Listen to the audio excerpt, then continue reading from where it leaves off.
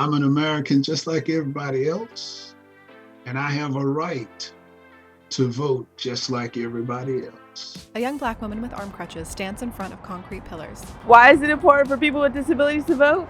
Because we're voters and policies affect us. As disabled people, we often deal with stares and evasive questions. But have you ever thought that stereotypes and attitudes could impede our right to vote? My name is Imani Barbarin.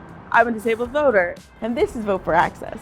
Imani in the studio. Many of us with disabilities started our self-advocacy, trying to convince those in our lives that we have every right to vote. Let's talk to Lawrence from North Carolina. Lawrence wearing dark glasses. Sometimes you have that, I'm sure they don't know what they're doing, whispers going on. Why is he coming to vote?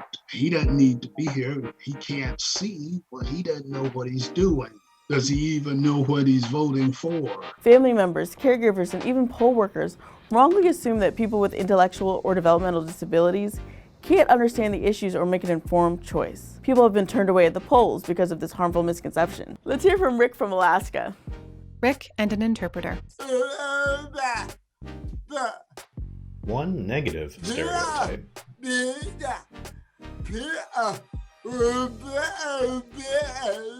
is that people think people with disabilities are not educated on politics. I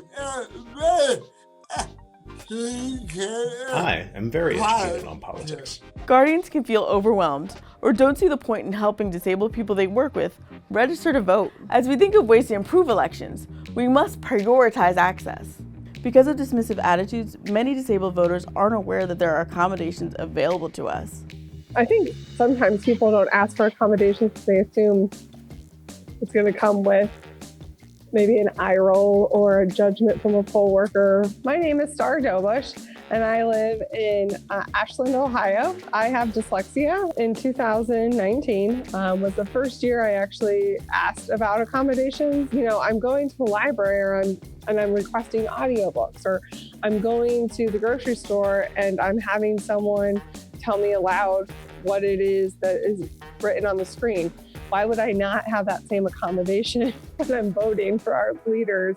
I figured I would just ask for the ballot to be read aloud to me. And it really helped me to solidify what I was voting on and understand what I was voting on. Providing accommodations for people with disabilities to vote is the law.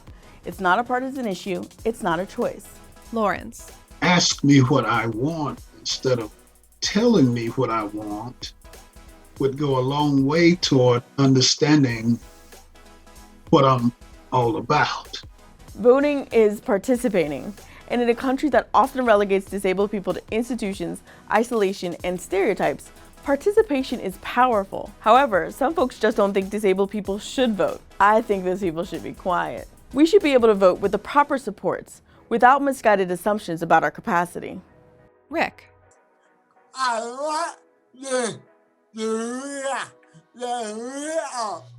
want politicians to realize that we are 1/5 of the voting population, and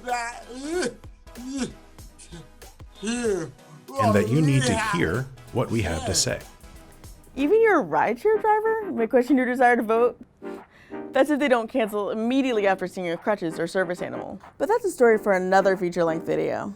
If you don't think disabled people should vote, hold that ableism inside. And if you're a disabled voter like me, stay firm and advocate for your right to vote. You have the right to private independent voting. You have the right to an accessible voting center that has an accessible voting machine available. You also have the right to bring someone to assist you. Most importantly, you have the right to vote. We could talk about voting all day, but what we want is to make inclusivity at the polls a priority for every election. We want disabled folks and non-disabled allies to fight for our vote together. Let's share resources and information to make voting easier for everyone. For specific information about the rights in your state and for advocacy resources, reach out to your state's protection and advocacy agency. Each state has a protection and advocacy agency that exists to protect the rights of people with disabilities. And keep watching this series at voteforaccess.us. Rick. This is Vote for Access,